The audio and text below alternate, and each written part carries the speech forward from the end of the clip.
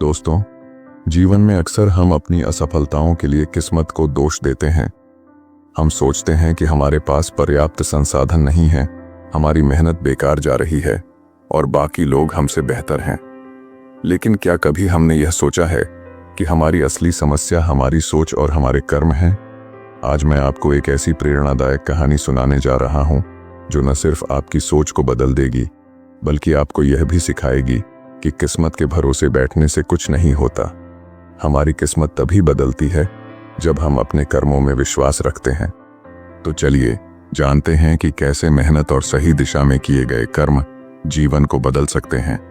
ध्यान से सुनिए, क्योंकि ये कहानी आपकी जिंदगी बदलने की ताकत रखती है। बहुत समय पहले की बात है। एक नगर में महात्मा बुद्ध ठहरे हुए थे। तभी वहां पर एक किसान आया और वह महात्मा बुद्ध से कहता है, हे बुद्ध, मेरी किस्मत बहुत खराब है। मैं जो भी काम करता हूं वो सब बिगड़ जाता है। मुझे मेरी मेहनत का कोई फल नहीं मिल पाता।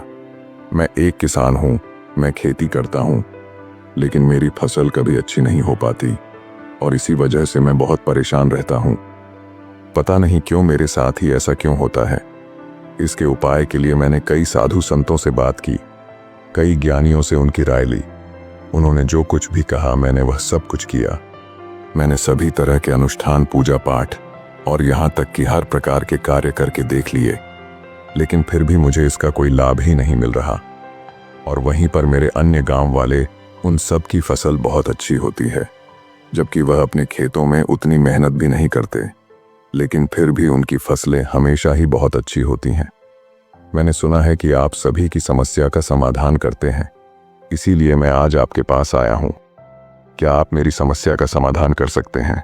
हे तथागत, क्या आप मेरी किस्मत बदल सकते हैं?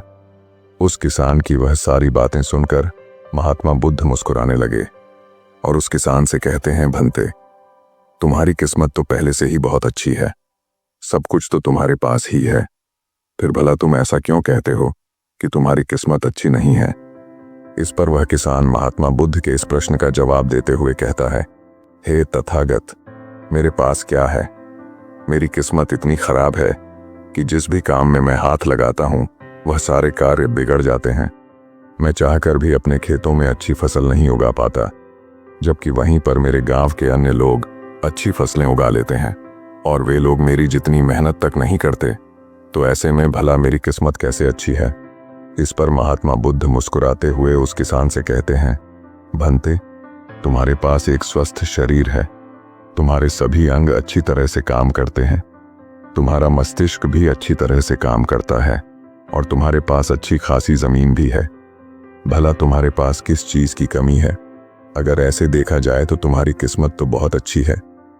इस पर वो किसान महात्मा बुद्ध से कहता है, हे तथागत, मेरी समस्या यह नहीं है। मेरी समस्या तो यह है कि जिन भी कार्यों में मैं हाथ डालता हूं वह कार्य बिगड़ क्यों जाते हैं। रही बात जमीन, अच्छा शरीर, अच्छा मस्तिष्क और अच्छे अंगों की, तो वह तो सभी के पास है। मेरे सभी गांव वालों के पास भी है और उनके पास अच्छी जमीन भी है और तो और उनके पास अच्छी फसल भी है। इसी कारण वे लोग हमेशा सुखी रहते हैं। लेकिन मेरे खेतों में तो अच्छी फसल हो ही नहीं पाती। हर वर्ष मुझे एक भारी नुकसान झेलना पड़ता है। क्या आप मुझे कोई इसका उपाय बता सकते हैं? क्या ऐसा कोई मंत्र, क्या ऐसा कोई तरीका है जिससे मेरी किस्मत एक बार फिर से चमक जाए? इस पर महात्मा बुद्ध उस किसान से कहते हैं, ठीक है, यदि तुम कोई उपाय चाहते हो या कोई मंत्र चाहते हो तो वह मैं तुम्हें अवश्य ही दूंगा, लेकिन उससे पहले मुझे यह बताओ, क्या तुम्हें पता है तुम्हारे खेत में खजाना है? ये सुन वह किसान थोड़ा आश्चर्यचकित हुआ और वह महात्मा बुद्ध से तुरंत ही बोल पड़ा, हे बुद्ध, आप ये क्या कह रहे हैं? मेरे खेत में खजाना है और यह मुझे पता तक नहीं। बताइए, वह खजाना कहाँ है? मैं अभी उसे जाकर निकाल लूंगा। बताइए बुद्ध, वो खजाना कहाँ है? इस पर महात्मा बुद्ध उस किसान से कहते हैं, भंते, वह खजाना तुम्हें ऐसे नहीं मिलने वाला। उसके लिए तुम्हें मेरा कार्य करना होगा। मैं तुम्हें जैसा जैसा कहूंगा तुम्हें वैसा ही करना होगा, तब जाके तुम्हें वह खजाना अवश्य मिल पाएगा। उस किसान ने महात्मा बुद्ध की सारी बातें सुनी और उसके बाद वह किसान महात्मा बुद्ध से कहता है, हे तथागत, बताइए मुझे क्या करना होगा? आप जैसा कहेंगे मैं वैसा करने के लिए तैयार हूं, लेकिन मुझे बता दीजिए कि आखिर वह खजाना मेरे खेत में कहां पर है। इस पर महात्मा बुद्ध उस किसान से कहते हैं, भंते, अपने खेतों में जाओ और अपने खेतों की खुदाई करके एक मिट्टी टोकरी भरकर मेरे पास लाओ। वह किसान तुरंत ही महात्मा बुद्ध की बात मान लेता है। वह भागा भागा अपने खेतों में जाता है और जल्दी जल्दी एक टोकरी मिट्टी भरकर वह वापस महात्मा बुद्ध के पास पहुंचता है। उस मिट्टी को देखने के बाद महात्मा बुद्ध उस किसान से कहते हैं, ठीक है, अब मेरी बात ध्यान से सुनो। अब से 1 महीने बाद अपने खेत की खुदाई करना और जब तुम पूरा खेत खोद दोगे तो उसमें से एक टोकरी मिट्टी फिर से मेरे पास लेकर आना। महात्मा बुद्ध के मुख से यह बात सुनकर वह किसान कुछ देर के लिए सोच में पड़ गया। वह यह सोचने लगा, जब खजाना मेरे खेतों में गड़ा हुआ है तो महात्मा बुद्ध मुझे सीधे सीधे बता क्यों नहीं देते कि वह कहां पर है। उसने कुछ देर सोच विचार करने के बाद महात्मा बुद्ध से आखिरकार यह बात पूछ ही ली। वह किसान महात्मा बुद्ध से कहता है, हे तथागत, यदि वह खजाना मेरे खेतों में है तो आप मुझे बता क्यों नहीं देते कि वह कहां पर है। मैं उसे अभी जाकर निकाल लेता हूं। भला मुझे 1 माह का इंतजार क्यों करना है? आखिर इसकी क्या जरूरत है? इस पर महात्मा बुद्ध बड़े शांत स्वर से उस किसान से कहते हैं, भंते, हर कार्य का एक समय होता है और वह कार्य यदि उचित समय पर किया जाए तो वह हमें उचित और शुभ फल देता है। तुम चाहते हो तो मैं तुम्हें खजाना बता देता हूं कि वह खजाना तुम्हारे खेतों में कहां गड़ा हुआ है। लेकिन एक पल के लिए यह भी सोच लो, अगर तुम अभी उस खजाने को पाने की कोशिश करोगे तो हो सकता है कि तुम्हारे हाथ तो कुछ भी ना आए। सोच लो, तुम अभी उस खजाने को पाना चाहते हो या 1 महीने के बाद। महात्मा बुद्ध के मुख से यह सारी बातें सुनकर वह किसान कुछ देर के लिए सोच विचार में पड़ गया और फिर वह महात्मा बुद्ध से कहता है, हे तथागत, आप जैसा कहेंगे मैं वैसा ही करूंगा। इतना कहकर वह महात्मा बुद्ध को प्रणाम करके वापस घर लौट जाता है। वह जैसे तैसे अपने मन को मार तो लेता है, अपनी इच्छाओं को दबा तो लेता है, किंतु अब भी उसका मन बहुत बेचैन था। वह उस खजाने को जल्द से जल्द पाना चाहता था। रात में उसे खजाने के सपने आया करते थे। वह दिन भर केवल खजाने के बारे में ही सोचता रहता था। जब भी वह खेत जाता तो एक किनारे पर बैठता और उस खजाने के बारे में सोचने लग जाता। दिन भर हर समय उसके मन में केवल खजाना पाने के विचार ही चलते रहते। वह यह सोचता रहता कि जब मुझे खजाना मिल जाएगा तो मैं तो इस नगर का सबसे अमीर आदमी बन जाऊंगा। मेरे पास सारे ऐशो आराम होंगे और मैं अपना जीवन आनंदमय बिताऊंगा। मुझे किसी चीज की कोई कमी नहीं होगी। देखते ही देखते ऐसे ही करीब 1 माह बीत गए और वह अपने खेतों में गया और उसने अपने खेतों में से एक टोकरी मिट्टी खोदी। उस टोकरी में भरकर वह महात्मा बुद्ध के पास पहुंचा और महात्मा बुद्ध से कहता है, हे तथागत, यह लीजिए एक टोकरी मिट्टी जो मैंने अपने खेत से लाई है। अब बताइए वह खजाना कहां पर है। इस पर महात्मा बुद्ध उस किसान से कहते हैं, क्या तुमने अपना सारा खेत खोद दिया? इस पर वो किसान महात्मा बुद्ध से कहता है, नहीं तथागत, आपने कहा था केवल एक टोकरी मिट्टी ही आपको चाहिए, इसलिए मैंने केवल एक टोकरी मिट्टी ही निकाली। भला उसके लिए मुझे पूरा खेत जोतने की क्या जरूरत है? बस आप मुझे यह बता दीजिए कि वह खजाना मेरे खेतों में कहां पर गड़ा हुआ है। मैं जाकर वहीं पर खोदूंगा और वह खजाना निकाल लूंगा। इस पर महात्मा बुद्ध उस किसान से कहते हैं, भंते, वह खजाना पूरा खेत जोतने से ही मिलेगा। यदि तुम अपना खेत नहीं जोतोगे तो वह खजाना कभी नहीं बाहर आने वाला। अब सोच लो तुम्हें क्या करना है। इस पर वह किसान एक बार फिर कुछ देर के लिए सोच विचार में पड़ जाता है और वह यह तय करता है कि वह जाकर अपने खेत को जोतेगा। इसलिए वह महात्मा बुद्ध को प्रणाम करके वापस घर लौट जाता है और अगले ही दिन वह अपना सारा खेत जोतकर एक बार फिर से एक टोकरी मिट्टी भरकर महात्मा बुद्ध के समक्ष पहुंच जाता है। तभी महात्मा बुद्ध उस किसान से कहते हैं, भंते, अभी तुम्हारा खेत ठीक से नहीं जोता गया है। जाकर एक बार फिर कोशिश करो, एक बार फिर अपने खेतों में हल चलाओ। इस पर वह किसान महात्मा बुद्ध से कहता है, हे तथागत, मेरे पास हल नहीं है, बल्कि मैं खुद से ही हल की जगह पर खेत जोतता हूं। इस पर महात्मा बुद्ध उस किसान से कहते हैं, कोई बात नहीं भंते, एक बार फिर परिश्रम करो। और इस परिश्रम का फल तुम्हें अवश्य मिलेगा। वह किसान महात्मा बुद्ध की बात मान लेता है और वह एक बार फिर से अपने खेतों में मेहनत करता है। वह एक बार फिर से हल चलाता है और एक टोकरी मिट्टी लेकर वह महात्मा बुद्ध के समक्ष फिर से उपस्थित हो जाता है। मिट्टी देखकर महात्मा बुद्ध उस किसान से कहते हैं, हाँ अब ठीक है, किंतु अब तुम्हें मेरा दूसरा कार्य करना होगा। इतना कहकर महात्मा बुद्ध उस किसान से कहते हैं, जाओ और अपने खेतों में उन फसलों की बीज डालो जिन फसलों को तुम उगाना चाहते हो। इस पर वह किसान थोड़ा अचरज में महात्मा बुद्ध से कहता है, हे तथागत, आपने तो खजाने की बात की थी, फिर बीच में यह फसल कहाँ से आ गई? इस पर महात्मा बुद्ध उस किसान से कहते हैं, भंते, अगर तुम्हें खजाना चाहिए तो तुम्हें मिट्टी में बीज तो डालने ही होंगे। इस पर वह किसान महात्मा बुद्ध से कहता है, हे तथागत, आप जैसा कहेंगे मैं वैसा करने के लिए तैयार हूं, किंतु यदि मैं अभी बीज लेने जाऊंगा तो वो मुझे महंगे पड़ेंगे और अभी मेरे पास इतना धन भी नहीं है। यदि मैं कुछ समय बाद उसे लेने जाऊंगा तब वह मुझे सस्ते मिल सकते हैं। इस पर महात्मा बुद्ध उस किसान से कहते हैं, भंते, मैंने तुम्हें कहा था, यदि हम किसी कार्य को सही समय पर करते हैं तो हमें उचित लाभ मिलता है, किंतु अगर वही कार्य उस समय पर नहीं होता तो उसका फल हमें नहीं मिल पाता।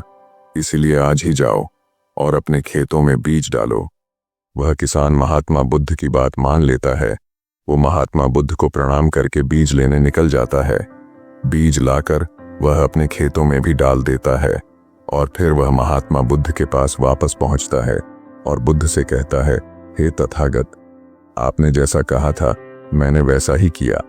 अब मुझे बताइए कि आखिर मेरे खेतों में वह खजाना कहाँ पर है ताकि मैं उसे निकाल सकूं। इस पर महात्मा बुद्ध मुस्कुराने लगे और उस किसान से कहते हैं, भंते, अभी तो तुम्हें एक और कार्य करना है, उसके बाद वह खजाना तुम्हें खुद ब खुद दिखेगा। किसान महात्मा बुद्ध से कहता है, हे तथागत, बताइए अब वह कौन सा काम है जो मुझे करना है। इस पर महात्मा बुद्ध किसान से कहते हैं, जो भी बीज तुमने अपने खेतों में डाले हैं, अब से तुम्हें उनकी देखभाल करनी है। उन्हें प्यार से सींचना है और देखना उन्हें कोई तकलीफ ना हो, वह स्वस्थ रहे, उन्हें कोई बीमारी या कीड़ा ना लगे। यदि ऐसा हुआ तो तुम्हें वह खजाना नहीं मिल पाएगा। और यदि तुम्हारे खेत का हर एक बीज अंकुरित हो गया और वह अपनी संपूर्णता तक पहुंच गया तो वह खजाना तुम्हें अवश्य ही दिखाई देगा और तब तुम्हें मेरे पास आने की कोई आवश्यकता भी नहीं पड़ेगी। उस किसान ने महात्मा बुद्ध की सारी बातें मान ली और उसके बाद वह महात्मा बुद्ध को प्रणाम करके वापस घर लौट गया। अब से वह अपने खेतों की देखरेख करने लगा। उस किसान ने अपने खेतों पर पूरा ध्यान दिया, किंतु अब भी उसे सपनों में वह खजाना ही नजर आता था और वह मन ही मन सोचता था कि बस एक बार यह फसल पूरी तरह से स्वस्थ हो जाए तो वह खजाना भी मुझे मिल ही जाएगा। इसी सोच के साथ वह उन फसलों की देखरेख में दिन रात लगा रहता। उसने अपनी फसलों पर किसी प्रकार की कोई विपदा नहीं आने दी और देखते देखते वह दिन भी आ गया। जब उसकी फसल उसके खेतों में लहलहा रही थी तभी उसे महात्मा बुद्ध की बात याद आई। महात्मा बुद्ध ने कहा था कि जब तुम्हारी फसलें तैयार हो जाएंगी तो तुम्हें तुम्हारा खजाना भी मिल जाएगा। ये बात याद आते ही उस किसान की आंखों में आंसू आ गए। जो खजाना उसके खेतों की जमीन में हुआ था वह बाहर आ चुका था। उसके जैसी फसल उसके गांव में किसी की नहीं हुई थी। उसकी फसल से उसके सभी कर्ज भी पूरे होने वाले ही थे और सभी गांव वाले उसकी मेहनत को देखकर बहुत खुश थे और उस किसान की तारीफ कर रहे थे। लेकिन तभी उस किसान को महात्मा बुद्ध की याद आई और वह खुद को महात्मा बुद्ध के समक्ष पहुंचने से रोक ना पाया। वह तुरंत ही महात्मा बुद्ध के चरणों में जा गिरा और उनसे कहने लगा, हे तथागत, आपने जो खजाना मुझे बताया था वो मुझे मिल गया है, लेकिन मुझे यह बात नहीं पता चल रही कि वह खजाना मुझे पहले क्यों नहीं मिला। इस पर महात्मा बुद्ध उस किसान से कहते हैं, भंते, हमेशा किस्मत को दोष देना सही नहीं होता। पहले तुम अपनी किस्मत को सही करने में लगे हुए थे, लेकिन तुम यह भूल रहे थे कि तुम्हारी किस्मत तो पहले से सही थी। तुम सही काम नहीं कर पा रहे थे।